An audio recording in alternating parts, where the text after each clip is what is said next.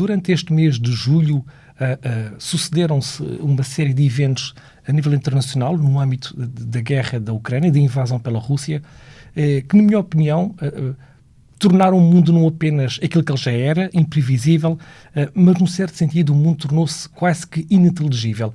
Ou seja, às vezes parece que não temos conhecimento, não temos informação suficiente para interpretar tantos acontecimentos contraditórios, alguns deles, entre si, num curto espaço de tempo, como está a ser este mês de junho.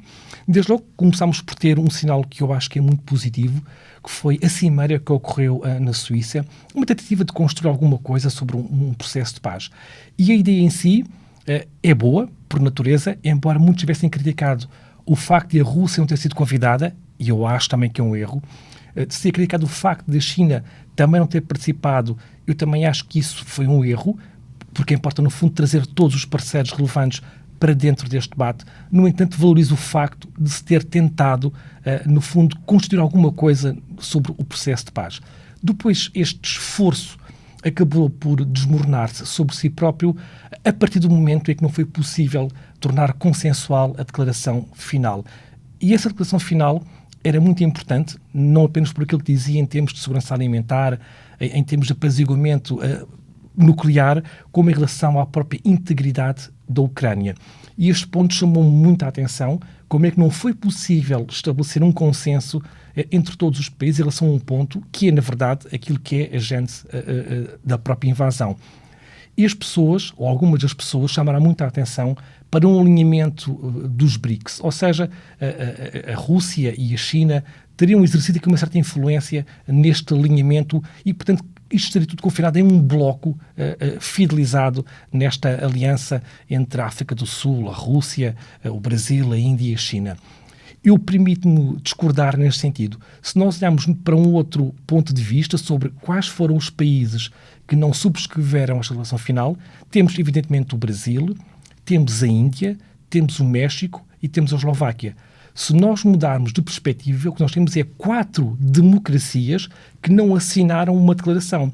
Ou seja, sempre que nós tentamos afunilar o debate, tendemos a ver as mesmas coisas. Se nós mudarmos a perspectiva, as coisas mudam. São 4 democracias que votaram neste sentido e uma delas, a Eslováquia, é membro da própria União Europeia.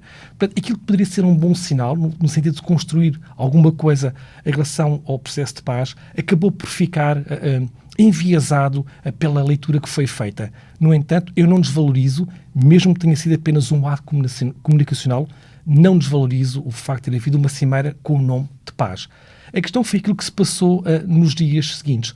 Logo após esta cimeira ter começado, a Rússia publicamente apresentou aquilo que chamou uma proposta de paz, que foi, na verdade, uma atitude pouco séria do ponto de vista intelectual, que aquilo que configurava era uma abdicação. Ou seja, a meio de uma conferência onde se discutia a paz, mesmo tendo a Rússia um enorme capital de queixa na forma como esta cimeira foi organizada, acabou por não contribuir em nada para uma certa higienização do debate ao propor uma rendição da Ucrânia sobre uma capa falsa de um processo de paz. O que não ajuda, uma vez mais, a criar este debate que é preciso fazer de forma descontaminada.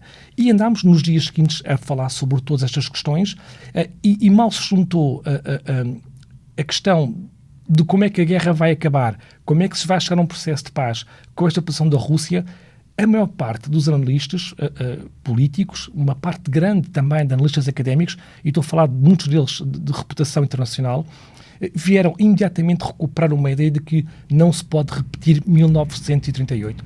Ou seja, na ressaca de um processo de paz, tentou-se recentrar novamente o debate na guerra.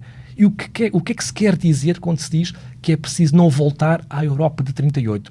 Estamos a falar de um período histórico de grande relevância, que é o período que antecede a Segunda Guerra Mundial, em que, em primeiro lugar, a Alemanha nazi começa por anexar a Áustria, que foi um processo muito pacífico e bem recebido e bem acolhido pelos próprios austríacos. Seguiu-se depois a anexação dos Sudetas, uma região onde estavam os alemães, e a Alemanha nazi o que pretendia era reunificar a Alemanha, ou seja, a Alemanha estava onde estavam os alemães, isso implicava tomar uma parte, um território de um país independente, soberano, que era a Checoslováquia.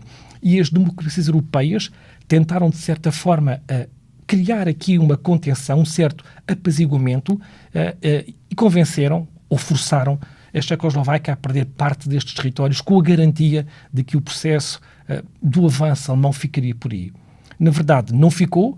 A Alemanha depois acabou por desmembrar toda a Checoslováquia e, passado pouco tempo, em 1939, invadiu a Polónia e abriu, de facto, o caminho para a Segunda Guerra Mundial.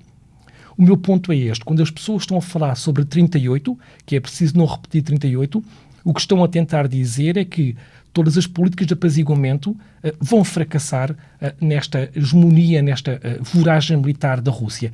Isso é um erro, porque, uma vez mais, o que nós estamos a fazer, quando regressamos a 38, com estes argumentos, é a legitimar, a caucionar aquilo que eu acho e que eu tenho dito que é uma guerra que muitas pessoas querem que seja uma guerra inevitável. Portanto, aqui há alguma cautela com a forma como tudo foi interpretado e foi, de certa forma, condicionado a esta questão militarista.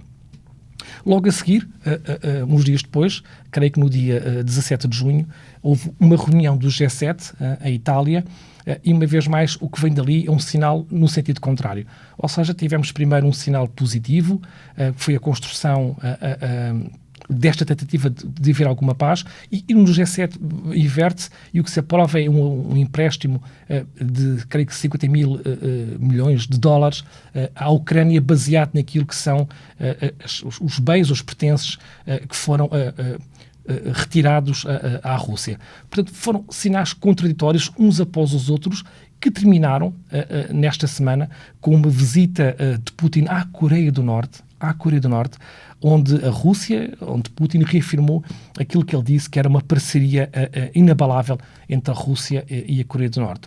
Tudo isto poderia ter uma importância diferente se não tivesse começado o mês, e eu vou acabar com o primeiro evento, que era para mim o mais relevante de todos estes eventos, não depreciando evidentemente a Conferência de Paz na Suíça, que foi uma conferência para a reconstrução da Ucrânia que se realizou em Berlim.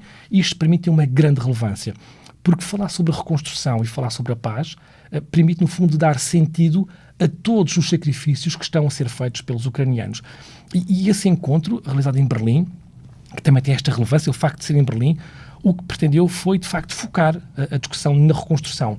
E, para mim, a reconstrução tem uma relevância que vai muito além daquela retórica de que é preciso, reconstruir as infraestruturas civis, a rede energética, as redes comerciais. Tudo isso é verdade e tudo isso terá que ser reconstruído. Mas, para mim, fazer uma reconstrução da Ucrânia é também reconstruir as instituições políticas e também a própria sociedade. Ou seja, no fundo, terá que ser um processo de reconstrução que apoie a própria democratização da Ucrânia. Isto, evidentemente, numa circunstância em que a paz esteja a ser já minimamente preservada. Portanto, reconstruir a Ucrânia é reconstruí-la materialmente, evidentemente, mas é também dar condições para que a Ucrânia tenha condições políticas, e o meu ponto é este, para aderir à União Europeia. E não vejo nenhuma organização mais vocacionada para a reconstrução do pós-guerra do que a União Europeia, que nasceu exatamente sobre o sangue dos países derramado na Segunda Guerra Mundial. Para mim faz todo o sentido que seja a União Europeia a fazer esse esforço financeiro e político de reconstruir a Ucrânia, tendo em vista a sua integração na União Europeia. E o que vai ser curioso no futuro, quando discutir a sério esta questão de integrar a Ucrânia na União Europeia, as maiores resistências, se calhar, não virão da Rússia, se calhar as maiores resistências a esta integração virão, se calhar, dentro da própria União Europeia. Portanto, eu diria que este mês de junho está a ser ininteligível para estas circunstâncias. Começámos com esta cimeira da reconstrução, depois a cimeira da paz, a proposta, eu diria, absolutamente cínica e desonesta da Rússia de um processo de paz que é, afinal, uma rendição, a reunião do G7, tudo isto misturado, terminando com uma visita de Putin à Coreia, remete para um contexto em que se torna cada vez mais complexo entender o que está a passar, ou pelo menos isto, dar um certo sentido, uma certa razão a como é que nós podemos sair deste beco onde nós estamos. E eu penso que tem a ver com isto. A Europa, os europeus, eu diria que o mundo ocidental, e agora não vou retirar disto a Rússia, a China e todos os outros países, eu acho que o mundo inteiro está a perder, ou tem vindo a perder as suas referências morais. E talvez valesse a pena fazer um debate sobre isto, sobre o regresso à moralidade e aquilo que importa ou não importa trazer para dentro do debate. A narrativa da guerra inevitável está cada vez mais a tornar-se hegemónica em termos políticos na Europa e que está também ela a condicionar em grande medida a forma como o debate não está a ser feito nas opiniões públicas. Significa isto, por um lado, que o debate está a ficar, de certa forma, infertilizado por esta perspectiva hegemónica da guerra que dizem ser inevitável e, por outro lado, no fundo, estão a criar ou a ser criadas condições preparatórias para uma guerra que querem que seja inevitável. E os primeiros sinais começam já a surgir, desde logo a políticas públicas centradas na criação de um complexo militar europeu e alguns países já a introduzirem um debate sobre alterações das regras de mobilização interna.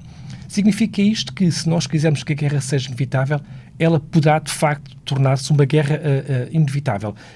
Mas talvez devamos começar por aqui, pela certeza de que há a haver uma guerra envolvendo a Europa, a Rússia e outros países. Essa guerra será uma guerra que é ou que será inevitavelmente nuclear. E talvez nós possamos, se calhar, discutir isto, não a guerra que será inevitável, mas a dimensão da catástrofe daquilo que se aproxima. E esta perspectiva, nós caminhamos uma vez mais para o abismo, talvez justifique que nós possamos explorar caminhos alternativos, por muito difíceis que esses caminhos sejam. Por exemplo, se nós quisermos discutir um processo de paz, onde é que nós podemos ancorar, de certa forma, esse debate? E a minha convicção é esta, que a procura do debate sobre a paz tem um valor por si próprio. Não importa começar desde logo a antecipar quais são as condições para que esse debate possa existir, como é que estão as questões concretas no terreno de guerra, quais é que são, de fundo, os graus de credibilidade dos parceiros. Interessante discutir do ponto de vista teórico é, se nós concordarmos, pelo menos uma parte de nós, que a procura da paz é ou pode ser vista como um imperativo moral categórico, o que é que isso significa? O que é que isso traz para nós próprios, como seres racionais, e do ponto de vista ético, quais são as obrigações que daí decorrem? E, no fundo, se nós quisermos aplicar esta moral kantiana a este processo de procura da paz, significa isto. Por muito difícil que seja alcançar a paz, em concreto nesta guerra de invasão da Ucrânia pela Rússia, e nós sabemos que é muito difícil, nós se achamos que isso é a melhor solução, se nós acreditarmos na paz, se nós achamos que a paz é um imperativo moral categórico, nós devemos lutar pela paz. Com a nossa energia total, com o nosso empenho total, porque nós acreditamos que esta ação é boa por si próprio, ou seja, que a paz se justifica. E no fundo é isso que eu proponho, que nós possamos, nem que seja por um período de tempo provisório e contingencial, retirar o debate desta guerra inevitável e pensar nisto.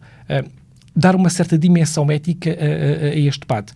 Como é que nós podemos fazer deste debate uma discussão segundo esta máxima que nós queremos, no fundo, que se torne numa lei universal?